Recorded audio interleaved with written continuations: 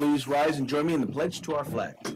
I pledge allegiance to the flag of the United States of America and to the republic for which it stands, one nation, under God, indivisible, with liberty and justice for all. Devil is doing so I do it all the time.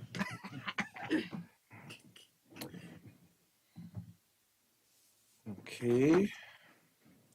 There was no action taken in closed session. And let's see what else. No action taken in closed session. Let the record show that Trustee Barnes, Trustee Hamilton Stark, and Trustee Deleuze are present and accounted for. A couple of changes to the agenda. We're going to be removing action items C and D. And with that, I will entertain a motion to adopt the agenda as amended. So moved. Second. Been moved and seconded. All those in favor, please say aye. Aye. Opposed? Abstentions? Motion carries unanimously. We'll now move on to public comment. Members of the board may address members of the public may address the board on a board of trustees regarding any special board meeting agenda item during the board consideration of that item. Please note that if you wish to address the board of trustees on that agenda item, you should do so when the specific item is called. If you'd like to address the board to comment in person, please fill out the request to be heard card and give it to the board assistant. Your name will be called during the public comment agenda item on that specific item. Comments are limited to 2 minutes. If you would like to address if you're watching online and you'd like to comment via Assembly Gamut, simply enter your name and your email address, and the board assistant will provide your comment to the board. And also, if you're watching via YouTube, you can also comment that way as well. Just do so in the live chat, and the superintendent will share your comment with the board as appropriate. At this time, if you'd like to address the board on an item, if there's anyone who'd like to address the board on an item that is not on the agenda, please note that while we will not necessarily comment, note that we are paying attention, and we will see what we can do outside of the board meeting in order to address that item. We will not be able to take action because it's not an agendized item. Is there anyone who would like to address the board on an item that is not on tonight's agenda? Okay, there is no one present here. We'll give folks online an opportunity.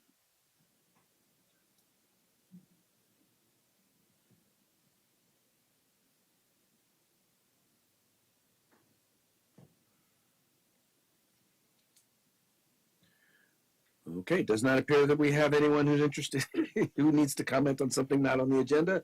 So we will move forward to reports. We'll start with the Robla Education Foundation. Not much new is happening. We had another Trivia Pen luncheon this week. Orders are starting to filter in. I also have sent out a district-wide email now soliciting for the fireworks booth. I am in need of an early morning crew to work it the whole week because that just makes things go easier. I also need a morning driver for it'll be a 10-foot box truck from U-Haul that we'll be using. So I need a driver for that and a setup crew. What time is the early morning? It starts at 9. Normally it helps to be there about 9 or 8:45 because that's when I have everything. The truck is there and we start unloading. The driver will actually meet me either over there or at my house at 7:30 to go over to the Army Depot and pick up the van. Okay. All right. Now we'll move on to Robla Teachers Association. Classified School Employees Association. Superintendent. Good afternoon. Good evening. Actually, it's good evening now. So just a couple things to report. Last week, Tuesday and Wednesday, we had parent information night regarding our preschool, TK, and kindergarten program.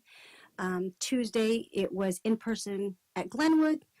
maybe about 8 families, and then we had more participate on virtual. So we're going to look to see what we can do just to ensure that families have information of enrollment eligibility for our pre-K, TK, and K. The DLI meeting for those families that are interested in DLI will be in the next couple weeks, and we will advertise that. Last Thursday, we had our parent empowerment dinner.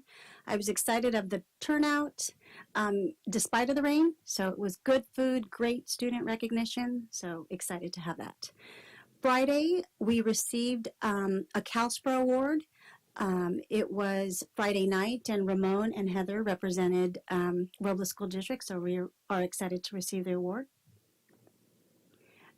This week is Read Across America Week.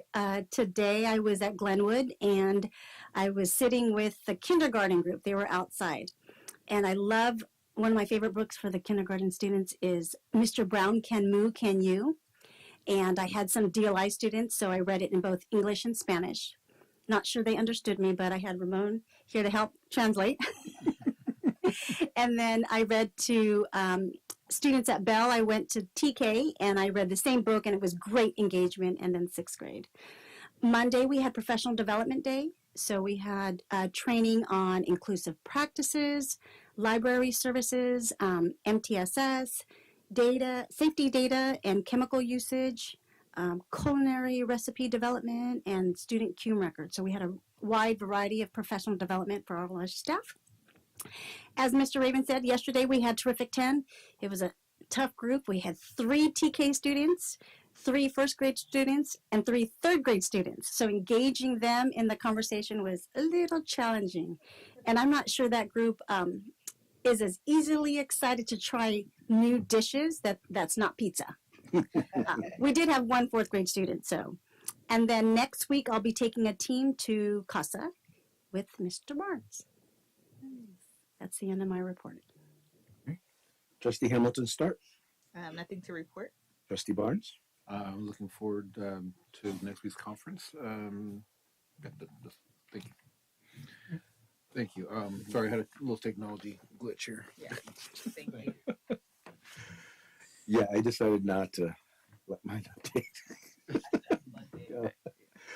Oh, anyway, so I had a chance to attend the parent empowerment dinner. It was but once again, as you stated, very well attended.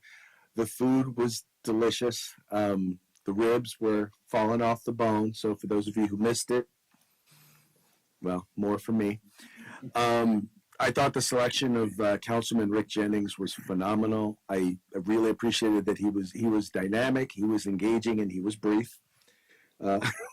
Which is always good when you can get 3 for 3. So that was phenomenal. And with that, that'll be the end of my report.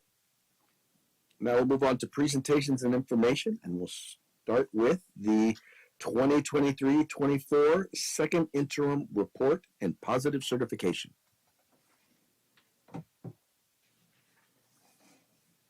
Well, we started. We will present the 23-24 second interim report, keeping our vision statement. Every student reaches their potential in a growth-minded environment, rich in challenging practice, and reflect the learning for all. Our second interim covers actual expenditures from July 1 through January 31st. So those are the actual expenditures, and that also includes projections for the end of the year and the following 2 years. We will discuss every item that's in here. We will spend a little bit more time in regarding the multi-year projection than usual, because that's where the changes are coming. What's going to happen for our budget in the following 2 years. So our budget assumptions are very similar to first interim, except for one thing. It is very significant. That is the cost of living adjustment for 24-25 is 0.76% and 2.73 for 25-26. Just 3 months ago, when I was in front of you, the COLA was 3.94 for 24-25 and 3.25 for 2025-26. So those are significant changes, and we will discuss what does that mean for Robla School District. The rest is very similar. Our enrollments, as most of us are in this room knows, our school gets funded on average daily attendance. Our enrollment, we are projecting flat enrollment for the following 2 years. We have 3 years of declining enrollment, and we have an increase of this increase of enrollment this year. So we are not, we're going to be conservative, so we're going to be flat enrollment for the next 2 years.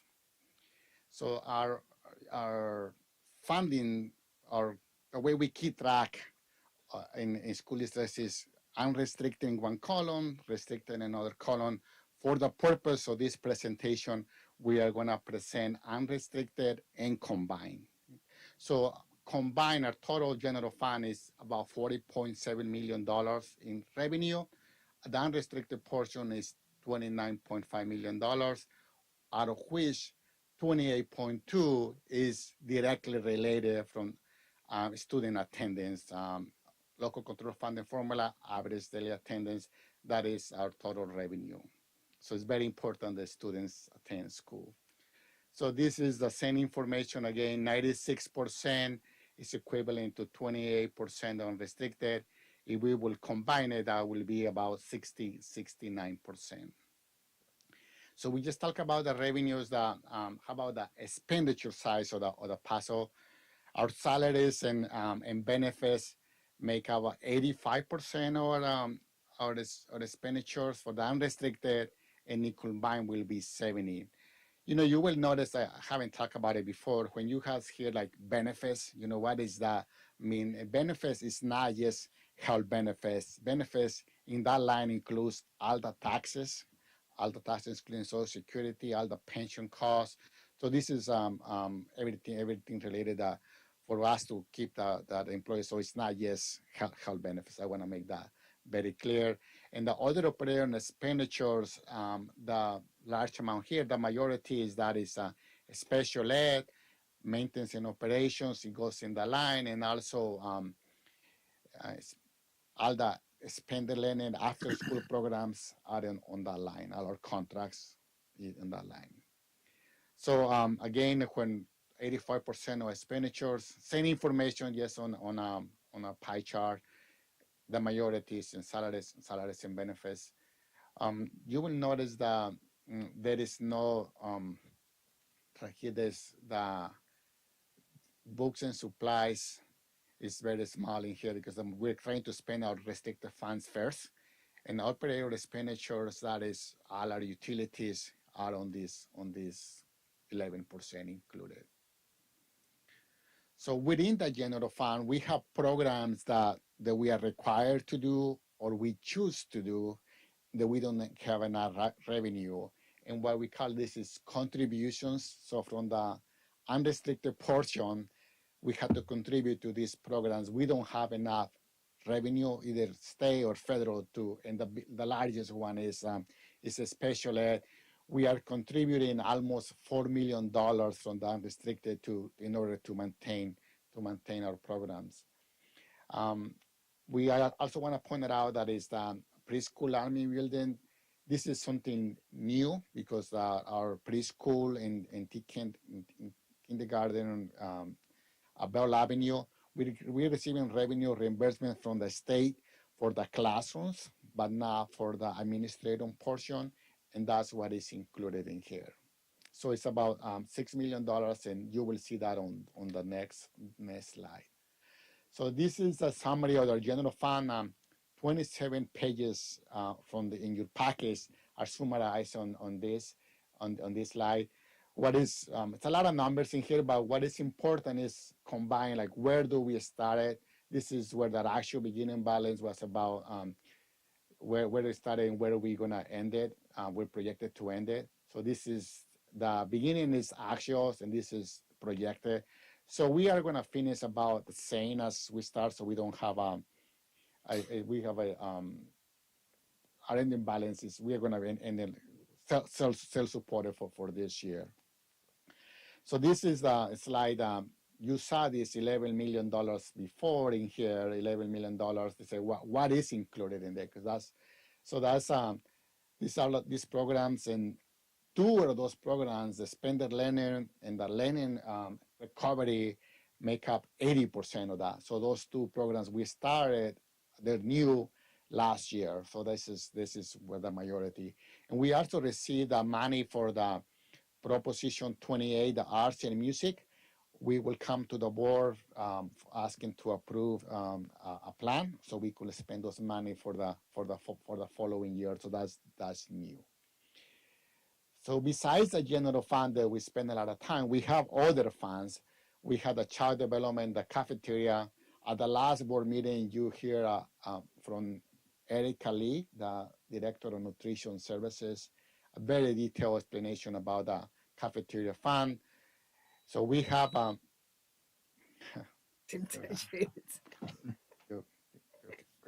okay.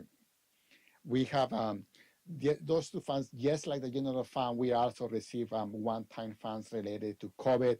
So it's we have to spend those funds. That's why it's a deficit. And the cafeteria fund, again, we cannot have a fund balance greater than 6 months of operating expenditures. So this is the page that when I start my presentation that I want to spend the most time that I usually do. So you will notice I already talked about 23, 24, so I'm not gonna do that, but projected, you will notice that total revenues, they went from 40.7 to $37.2 million, so it's 3.4 million less. And then our expenditures went up almost 7 million. So why is that? So we are assuming for 24, 25 that we are transferring $6.4 million out of the general fund to build the central kitchen. So that will be, we will do that next year. So that's what it is. And then also we expect reimbursement in the 25, 26, about half of that. And that's why you went from 37 to 41. And why it's important that we do that? Because we are spending one-time money in one-team project. So it's not we don't have what is called a structural deficits. What it means is you use fund balance to continue funding ongoing programs that you have to continue one after that. So we need to correct this 1 year cabinet with Superintendent Chen. We have very clear, we have about 1 year to make this, and then after that, the deficit spending gets corrected. So when I mean take a little time about, so this is where we're projecting based on pretty much no COLA. So what are we hearing since January when we get an update the governor? So the news have been from bad to worse almost every week regarding the budget. I want to be very clear about that. So almost from every funding source, even today, it was just too late to include in this CSBA, School Services of California, Capital Advisors, everything. The budget is just prepare because it's going to be there's $73 billion in deficit. So what is worse is that up to the first interim, what they call it the big three, the personal income tax, corporation tax, and sales tax, they're all down, the three of them from the projection. So the state has $6 billion. This is cash, cash is king, $6 billion less than they anticipated. So if you think about all of everything that we have here and where the state budget is, they have some reserves. The governor is saying he's protecting education, but eventually it becomes a math question. You just have so much, it's like your home. You just have how much revenue you're gonna have. So based on that information, and I hope I'm wrong, it's really like, we were talking before about very low COLA. Now it sounds like if we don't get COLA, it's almost like a good news. I just want to be clear. It's like, are we going to have a state potential budget cash deferrals, and we will know that probably towards the end of middle towards April, when it's official in May, but we started getting a lot of information even sooner than that. So that's where we are in. So that's our biggest challenge where we are right now. So we have been preparing for the downturn. You hear me often. We need reserves because the state budget is very volatile. The state depends on the top 5% of the earners. So we have been preparing. So we have increased our reserves. So we from that point of we feel prepared, but that's yes we cannot continue year after year. It is the state level continues with deferrals or cash or deficits, so that eventually they will catch up with us. So what are the next steps? If there's anybody in the is hearing this, is what can we do to help the district, and especially you have the students throughout the presentation. You hear me about enrollment, ADA. The best you can do is send your students to school. We are about 92% for this year attendance.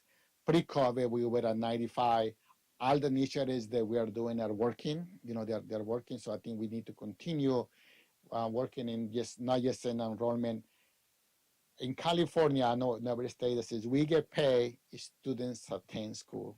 So doesn't matter how many students we have. If they don't attend schools, we don't get paid. So we will continue. We will our budget will be based on the May revise, and we will continue our engagement. So based on all of this, we still recommended that the board approves the budget because we are able to maintain the minimum reserves for the following years. This year and the following 2 years. So we are recommending the board approves the second annual with a positive certification. I moved out there a little bit down. I was hoping to move it up, but I cannot do that based on the uncertainty that is at the state budget. And thank you, and we're available to answer any questions. Any questions? Thank you. It's very thorough. Yeah. Thank you. And thank you for trying to make sense out of slide 13. I was thinking the same thing. Yeah. Which one is that?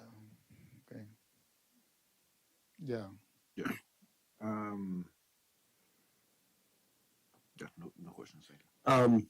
Now, one question. I know you said there's always a possibility of cash deferrals, and I know that in particular, one of the things we've been able to do in the past is that because we were in the middle of constructions and had passed bonds during the last financial turnout, we actually had significant cash. Because a lot of times what you have to do is, cash deferrals is basically where they say, well, we're going to budget to give you this much money, but we're going to wait to give it to you. So if you don't have cash on hand, that can be actually, especially with interest rates going up, that can be quite expensive if you have to borrow money in order to keep your regular expenses going. What is our cash situation going to be looking like if they did wind up doing deferrals?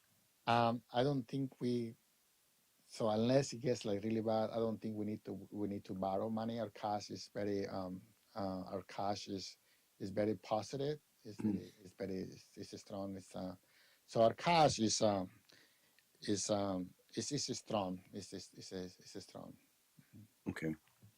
And, I want to thank you. You've done, I know that there are districts all around, up and down the state that are, even right now, based on the budget that was proposed in January, that are already looking at, they're already having significant issues and significant concerns, and they're really worried about what's going to happen with the May revise. And I appreciate that you've always done a very good job of keeping us being conservative in terms of making sure that how we're spending our money, making sure that we're not taking temporary funds and putting them into long-term expenditures. It's funny. I'm sorry I interrupt you. So one of our district, we don't have a lot of debt. We don't have debt. A lot of districts have they borrow money to buildings. We don't have that. So that's a positive thing that, for instance, we don't have caps. We borrow money to do certain projects. So that's something that, and we have our last debt we pay for the other post-employment benefits. We fund that. So that help us a lot with the cash because you don't have some obligations other than the operating expenditures. Yeah, I was noticing on the project where you look at the federal funds. So Normally, federal funds generally represent about 7 to 10% of our budget, and I noticed it's kind of back to there. But at one point, we were like up to what, 25% of our budget was. Just 2 years ago. Yeah. What it was, yeah. So anyway, making that transition, I think, is done well to help us keep ourselves in a good position. We're, even that having been said, we can only do as well as the state allows us to do, because we could definitely see less revenue even than we're looking at right now. Yeah, I think I want to take the opportunity to mention something regarding the this slide right here is the central kitchen, because Mhm. it's really not a budget, but managing the cash flow that you mentioned. How do we have a cash? So we had discussed internally, right? Like we have this project going on because we are funding it with a general fund Mhm. and eventually reimburse. So I have asked a lot of questions. Are we getting?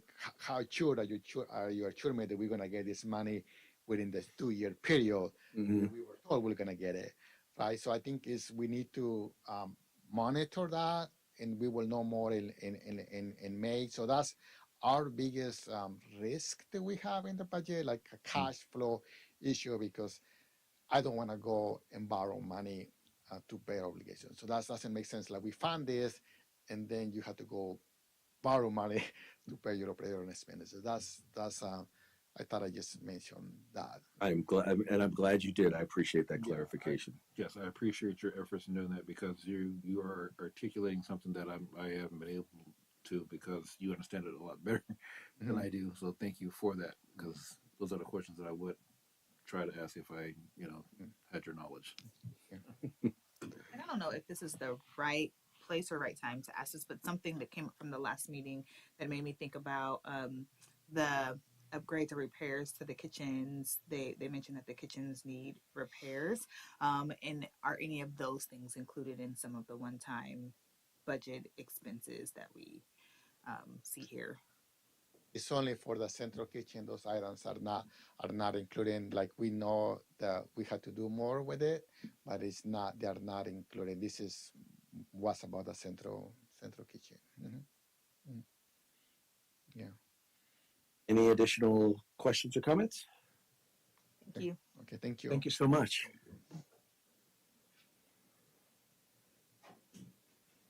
All right. And with that, we'll now move on to the consent agenda. I will entertain a motion to approve. So moved. Second. Been moved and seconded. All in favor, please say aye. Aye. Opposed? Abstentions? Motion carries unanimously. Action items. Elect 2024 CSBA Delegate Assembly. All right, this is an easy one. So we have Ken Barnes and Christine Jefferson, and let's see here, do we get to select? Oh, you may vote for no more than 2 candidates. I happen to know Ms. Jefferson very well, and she's been a phenomenal representative. This Mr. Ken Barnes guy, I don't know, but I hear good things about him. So I'll entertain a motion to vote for both. So moved. Can I second that? You can second it. Go. It's been moved and seconded. Any discussion or debate? Hearing none, we'll move forward to a vote. All those in favor, please say aye. Aye. Opposed? Abstentions? Motion carries unanimously. And now we'll move on to item B, adopt dismissal of certain certificated probationary employees, resolution number 904. So moved. Second. Been moved and seconded. Any discussion or debate? Hearing none, we'll move forward to a vote. All those in favor, please say aye. Aye. Opposed? Abstentions? Motion carries unanimously. Item E, approve second interim report with positive certification for the 2023-24 school year. I'll entertain a motion to approve. So moved. Second. Been moved and seconded. Or any discussion or debate? Hearing none, we'll move forward to a vote. All those in favor, please say aye. Aye. Opposed? Abstentions? Motion carries unanimously. Item F, approve contract renewal with Renaissance Learning for 2024 through 2026. So moved. Second. Been moved and seconded. Did you want to discuss this one at all? Sure. Renaissance Learning bought Illuminate. So you might have heard that Illuminate is the platform that holds our assessments for ELA and math as well as our report card. And then Renaissance Learning is for our accelerated reader. So it's a 2-year contract. So you won't get a contract for Illuminate because they're within Renaissance. Excellent. Any discussion or debate? Hearing none, we'll move forward to a vote. All those in favor, please say aye. Aye. Aye. Opposed? Abstentions? Motion carries unanimously. And I will move on to section 7, board member requests for future agenda items or reports. Trustee Hamilton start. Nothing at this time. Trustee Barnes. Nothing at this time. And I have nothing at this time. So with that, this meeting is adjourned. Thank you so much, everyone, for coming out, and thank you for watching. Thank you. Yeah, I didn't know if I could second that or not.